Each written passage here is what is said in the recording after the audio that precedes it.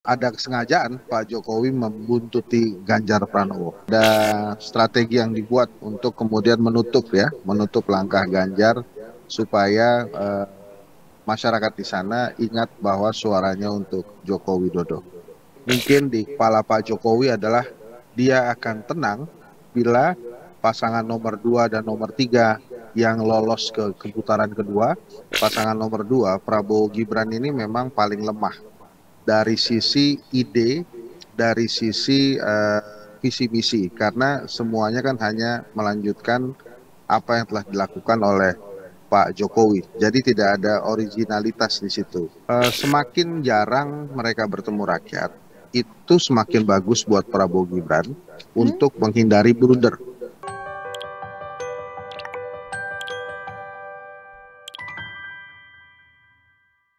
Halo, selamat malam Tribuners. Kembali dengan On Focus Tribun News bersama saya, Apviati Okoni Billy. Tribuners, yang saat ini sedang menjadi sorotan publik di masa-masa kampanye Capres, Cawapres peserta Pemilu 2024, yakni lokasi kampanye Capres nomor urut 3 Ganjar Pranowo yang disebut-sebut dibuntuti oleh Presiden Joko Widodo. Ganjar mengunjungi Nusa Tenggara Timur atau NTT untuk kampanye pada 1-2 Desember 2023, kemudian Tribuners pada 4-5 Desember 2023, Presiden Jokowi turut melawat ke NTT. Dan kedekatan kunjungan Ganjar dan Jokowi ini juga terjadi saat Ganjar mengunjungi Papua di awal masa kampanye di sekitaran 20 November sampai dengan 28 November 2023, dan kemudian Presiden Jokowi juga turut melakukan lawatan ke Papua, Tribuners. Dan terkait dengan isu ini, Tribuners, apakah Jokowi membuntuti Ganjar? Kita akan membahas ya, Tribuners, dengan pengamat politik. Ada Bang Henry Satrio yang saat ini sudah tersambung dengan kita melalui Zoom. Halo, selamat malam, Bang. Selamat malam, Via. Sehat-sehat, Via? Sehat-sehat, Bang. Abang juga ya, Bang, ya? Kondisi sehat ya, Bang? Alhamdulillah. Alhamdulillah. Oke Bang, nih mau minta tanggapannya nih Bang. Ada yang dibilang ngebuntutin kampanyenya Ganjar Bang, karena ini waktu kunjungannya berdekatan. Oh, tapi ini setelahnya Bang.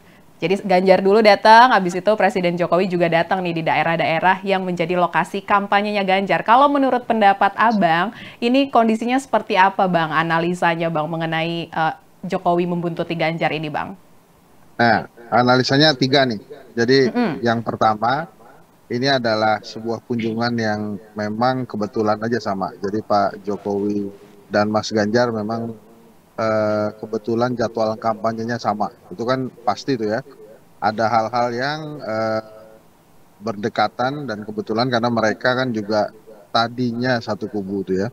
Saya langsung to the point mengatakan tadinya satu kubu karena kan Pak Jokowi anaknya ada di kubu Pak Prabowo. Nah itu yang pertama kebetulan. Kemudian yang kedua memang di setup. Jadi artinya yang didatangi Ganjar ini adalah memang tempat-tempat yang pada 2014 dan 2019 dimenangkan oleh Pak Jokowi. Sehingga tentu saja karena dimenangkan oleh Pak Jokowi juga dimenangkan oleh PDI Perjuangan. Maka mungkin ada kepentingan kompetisi ya yang ada gitu. Artinya pada saat Ganjar ke sana kemudian ditutup gitu ya. Artinya setelah Ganjar ke sana kemudian Pak Jokowi melakukan revenge gitu ya untuk membuat pemilih di sana ingat kembali akan dirinya dan bukan ingat Ganjar Pranowo gitu. Nah ini sebetulnya sebuah kompetisi strategi memenangkan suara di dua daerah itu. Jadi memang ada kesengajaan Pak Jokowi membuntuti Ganjar Pranowo. Nah kemungkinan ketiga adalah perjalanan kompetisi Pilpres ini masih jauh ya. Sehingga apakah Pak Jokowi akan tetap stay di kubu Pak Prabowo atau nanti kembali ke partai yang membesarkannya, itu hanya Pak Jokowi yang tahu. Karena Pak Jokowi ini selama menjadi tokoh politik nasional yang luar biasa, itu sulit sekali diprediksi langkahnya. Bisa sen kiri belok kanan dan lain-lain lah. Jadi kalau kemudian per hari ini sebelumnya sangat dekat dengan PDI Perjuangan, eh, dipersepsikan setia dengan Ibu Mega, kemudian akhirnya anaknya bersama Pak Prabowo. Nah, bukan tidak mungkin juga tiba-tiba nanti dia memainkan politik dua kaki. Jadi artinya kembali mendukung Ganjar Pranowo dan PDI Perjuangan dan mempersilahkan anaknya bersama Prabowo. Apakah hal itu mungkin saja dilakukan? Mungkin, demi kalahnya pasangan nomor satu. Yang paling penting mungkin di kepala Pak Jokowi adalah dia akan tenang bila pasangan nomor 2 dan nomor 3 yang lolos ke putaran kedua atau salah satu diantaranya bisa menang satu putaran. Oke, Bang Hensat. Jadi kalau misalnya istilahnya nih ya Bang ya, kalau kita simpulkan omongan Abang, kayaknya Jokowi ingin menghapus jejak kampanyenya Ganjar gitu ya Bang ya? Ya, itu opsi yang kedua tuh kan. Mm-mm. Apa? Jadi memang ada strategi yang dibuat untuk kemudian menutup langkah Ganjar supaya masyarakat di sana ingat bahwa suaranya untuk Joko Widodo. Oke Bang, tapi pihak istana Bang bilangnya kalau misalnya jadwal kunjungan kerja Presiden Jokowi ini sudah direncanakan jauh-jauh hari Bang. Kemudian Ya, pihak Ganjar juga sudah mengatakan kalau misalnya Jokowi ini sebagai Presiden punya hak berkunjung ke berbagai tempat di Indonesia. Jadi masih saling melindungi gitu ya Bang ya, walaupun sekarang kayaknya lagi pecah kongsi gitu ya Bang. ya harus begitu kan, nggak mungkin kemudian apa namanya istana mengamini ya bahwa memang Pak Jokowi sengaja menutup pergerakan Ganjar Pranowo, kan nggak mungkin gitu. Mm-mm. Walaupun beberapa hari lalu secara terbuka Pak Prabowo sudah mengatakan dia kali ini percaya diri karena ada Jokowi dan Ya. LBP gitu, tapi kan kembali pasti istana mencoba menetralisir gitu blunder Pak Prabowo dan ingin kembali berada di tatanan netral. Jadi ya pasti bicaranya menggunakan teori yang pertama tadi atau hipotesa yang pertama tadi, ini tentang kebetulan aja. Jadi memang kebetulan Ganjar ke sana, Pak Jokowi juga sudah ada rencana. Jadi dianggapnya semua sebuah kebetulan. Tapi jangankan dalam politik, dalam kehidupan kita tuh kecil sekali ada kebetulan yang muncul dalam keseharian kita. Gitu. Ya. Ya Bang, apa perlu nggak sih nih Bang pihak istana juga mengamat-ngamati gitu Bang jadwal-jadwal kampanye para cawapres, soalnya kan isunya udah kayak gini, atau ditunda dulu gitu, gimana sarannya Bang?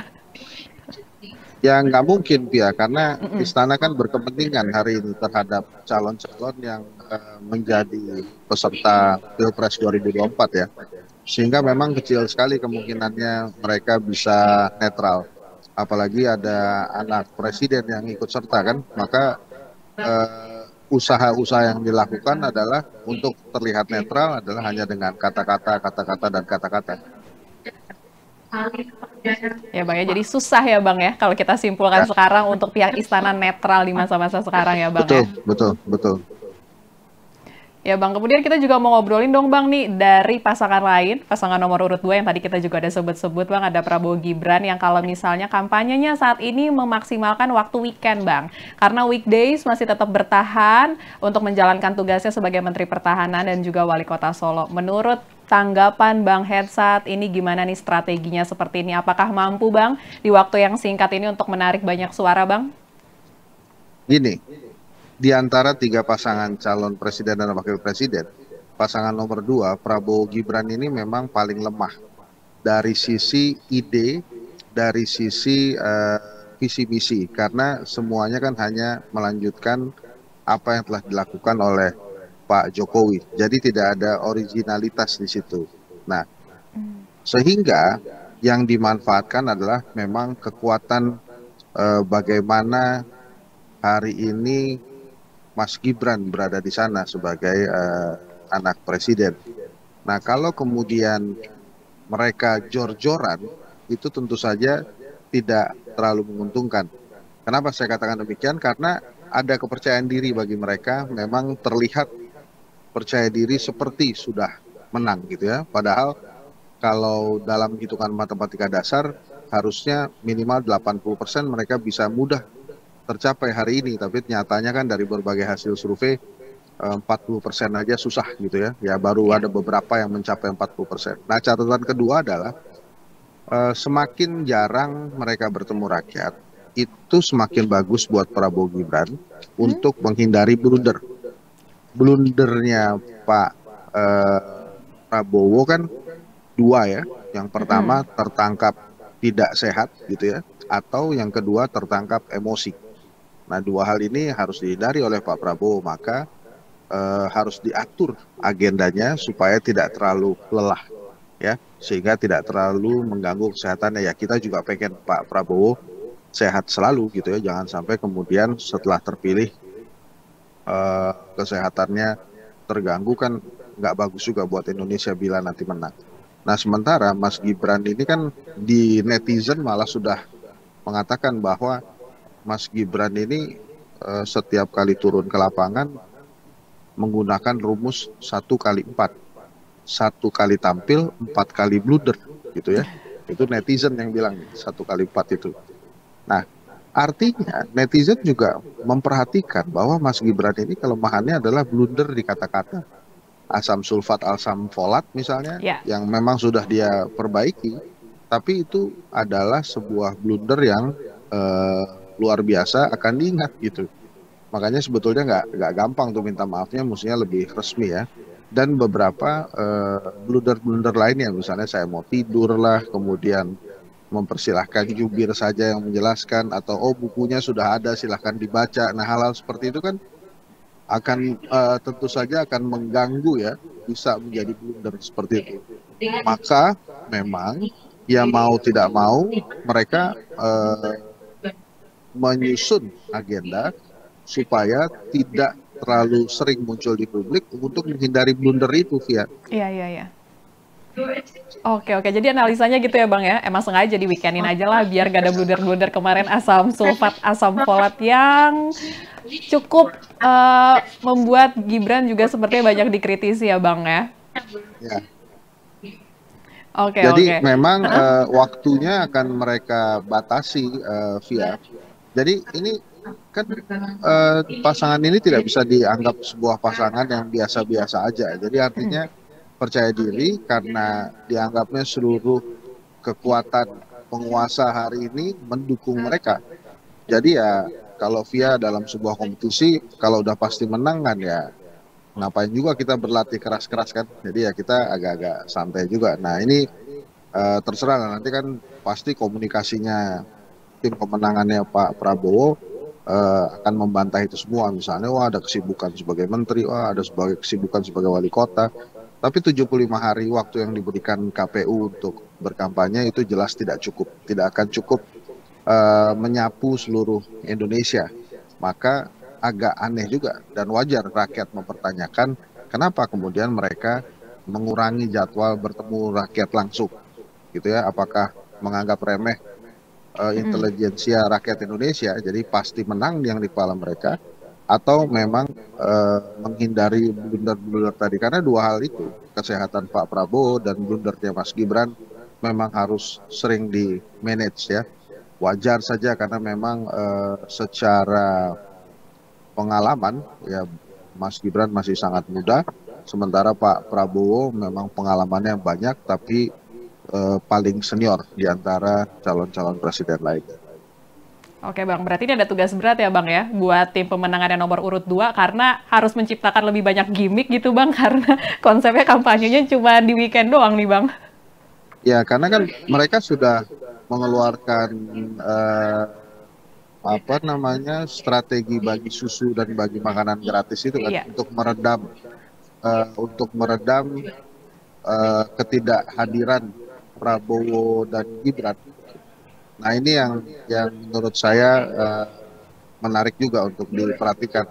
Jangan sampai kemudian suara rakyat Indonesia itu dianggap mudah didapat setelah bagi-bagi susu dan bagi-bagi makanan gratis saja. Kan sampai hari ini kan juga kita bertanya-tanya ya, kalau bagi-bagi susu itu boleh saja dilakukan asal mereka sudah menang, sehingga tidak terkesan money politics walaupun kecil. Nah, kalaupun nanti menang, ya susu itu dari mana? apakah pabrik susu tertentu yang akan menyediakan susunya, apa hubungannya antara pabrik susu ini dengan pemerintah dan pemenangannya Prabowo misalnya. Jadi pertanyaannya juga akhirnya jadi banyak. Ya. Ya, siap Bang. Kita balik lagi ya Bang ya, mengenai wilayah-wilayah untuk kampanye nih Bang. Kalau misalnya menurut Abang, dari saran Abang, tadi Abang sempat bilang kalau misalnya Ganjar nih, rute kampanyenya adalah mendatangi suara-suara yang mendukung Presiden Jokowi gitu Bang. Tapi karena dibuntutin, kira-kira menurut Abang nih, lokasi-lokasi kampanye buat tim Ganjar tuh yang mana aja Bang? Jadi buat para peserta Pilpres ya, ini bukan buat Mas Ganjar aja. Ya. Konsentrasinya pasti masih di Jawa. Jadi sebetulnya kalau kita lihat hasil KPU di 2014-2019 itu, menang di Jawa plus satu pulau itu sudah cukup untuk memenangkan Pilpres yang 50% plus satu. Jadi kalaupun Mas Ganjar misalnya kuat di Jawa Tengah ya, kemudian akan bertarung di sisanya di Jawa Timur, Banten, dan Jakarta, kemudian melepas Jawa Barat ya, kemudian berusaha mengambil Bali 100% atau kemudian daerah Kalimantan atau Sumatera, maka itu harusnya dilakukan oleh Mas Ganjar. Jadi konsentrasinya harusnya memang ke daerah-daerah yang PDI Perjuangan itu menguasai suara atau kepala daerahnya berasal dari PDI Perjuangan. Itu yang harusnya menjadi pusat perhatian dari sosok Ganjar Pranowo. Nah, jadi kalau kemudian kita maju ya, kira-kira bagaimana hasil pemilu nantinya. Kalau per hari ini dengan nanti 14 Februari mungkin akan bisa berubah ya. Misalnya pasangan nomor 2 walaupun hari ini diprediksi merajai berbagai hasil survei, bisa saja mereka kalah duluan. Jadi mereka sering mengatakan bahwa menang satu putaran tapi ternyata kalah duluan, itu bisa saja terjadi bila banyak blunder yang dilakukan. Sementara pasangan nomor 1 dan nomor 3 ini memang relatif lebih rajin ya untuk menyapa publik. Kenapa saya katakan demikian? Karena kemenangan Pak Jokowi di 2014-2019 itu kan bukan karena didorong atau dibantu oleh penguasa, tapi rajinnya Pak Jokowi menyapa rakyat, gitu, menyapa pemilik suara. Nah, Pak Prabowo dan Mas Gibran nampaknya tidak serajin Pak Jokowi karena ada keterbatasan tadi, menghindari blunder-blunder yang bisa saja terjadi pada saat menyapa rakyat. Gitu, Via.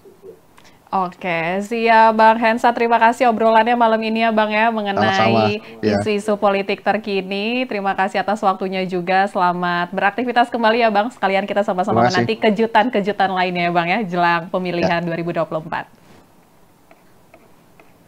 Ya, Tribuners, itu dia obrolan kita dengan pengamat komunikasi politik Bang Henry Satrio terkait dengan isu-isu politik terkini, khususnya tentang isu Jokowi yang disebut-sebut, maksud kami Tribuners, mengikuti, membuntuti wilayah kampanye dari Ganjar.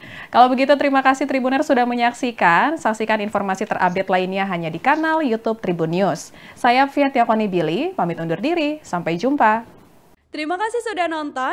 Jangan lupa like, subscribe, dan share ya!